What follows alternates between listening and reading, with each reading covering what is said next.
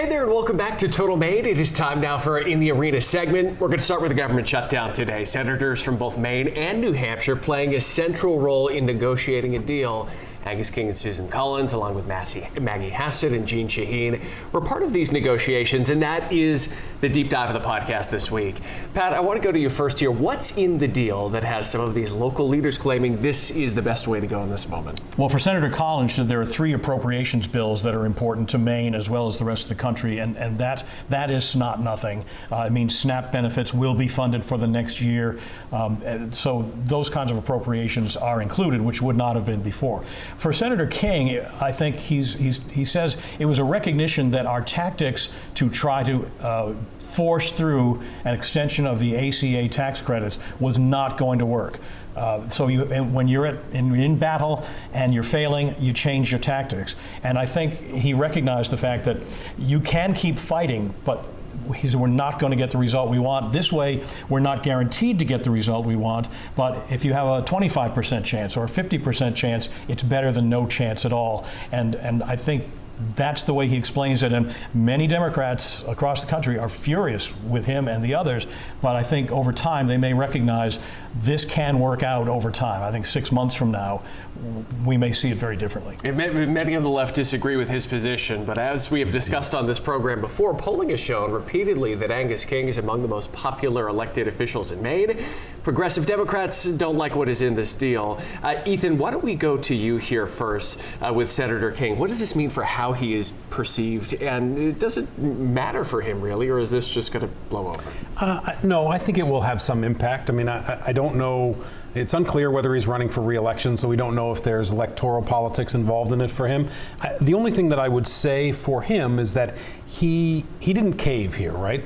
He was against the shutdown from the beginning, was against the shutdown at the end. So he had a very consistent position that Democrats could like or not like. He certainly was involved in trying to negotiate the final deal, so Democrats, I think, could step up and say, we don't like that. Many of us are, frustrated that within a week of having such an important electoral victory around the country that we would cave in this way. The conversation was shifting. Donald Trump's popularity was dropping. Republicans were seen as the cause of this problem, and all of a sudden we caved on that. But I'm more angry at the Democrats who shifted from their votes of saying let's do the shutdown to let's now give up our fight to protect Americans' health care. Phil, what do you think of the anger on the left? Are they justified in being angry, or do you see things differently? The anger on the left is palpable, but I wouldn't put it at the foots of the Democratic senators who voted to end the shutdown. And I think, as Ethan said, Senator King has been consistent from the beginning of this shutdown to the solution to the shutdown.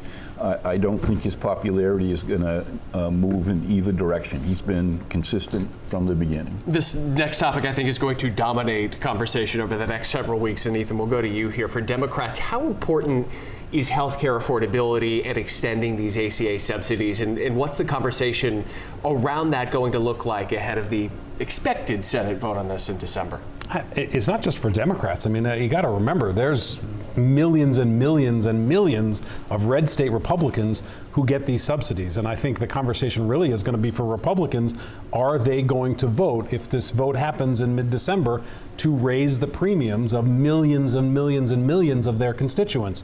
I think the pressure is going to be on them. I think it's incumbent upon Democrats to make sure that the public relations conversation leading up to that is as pressure-filled as it can get. Need to try to expose Republicans. I don't think that they're going to vote for it. I don't think Donald Trump would ever sign it, even if they did. The House certainly won't vote for it. So the only battle is trying to get the Senate to see if they could get to 60 votes.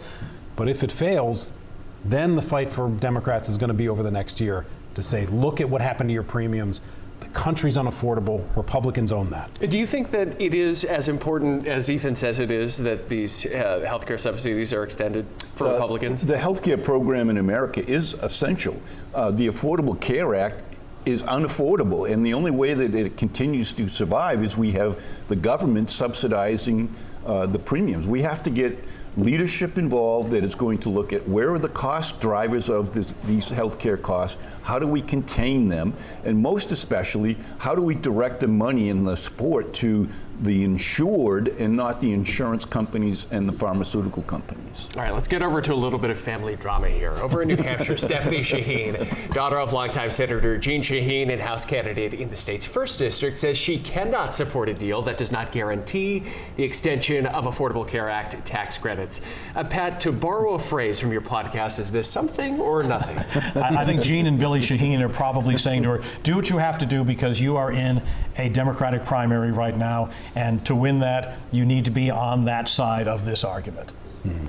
And Ethan, let's go to you here. Angus King III, who is running for governor, was asked whether he supports the deal negotiated in part by his father. He did not blast the deal, so many other Democrats have. What's his calculus, and what do you make of his statements here? I mean, I know that blood is thicker than water, and maybe Thanksgiving's coming up, and so he doesn't want to stir the pot. But he should have come out against what his father did. Politically, look, from a policy perspective, he's on very solid ground in terms of the ACA subsidies for Mainers, right? We're talking about 50,000 Mainers who are going to lose these subsidies, and their health insurance premiums will go up. But just from a political perspective, he needs to separate himself from his father. He needs to show that he's different than his father. His father's, an independent. He's a Democrat. He's trying to sell himself to a Democratic electorate, and they want to know, can you be different? He would have gotten headlines all around the state if he had held a press conference and said, what my father did was wrong, and I would do it differently. It's still time to change, so we'll keep an eye on that. Still time to change. Last week, we talked about Congressman Jared Golden dropping his bid for what would be a 5th term in Congress and the possibility of a candidate already declared in another race shifting over. That ended up coming true, with Democrat Jordan Wood announcing a run in CD2 instead of continuing his Senate run. He faces a primary battle with State Auditor Matthew Dunlap and former Governor Paul LePage running over on the Republican side.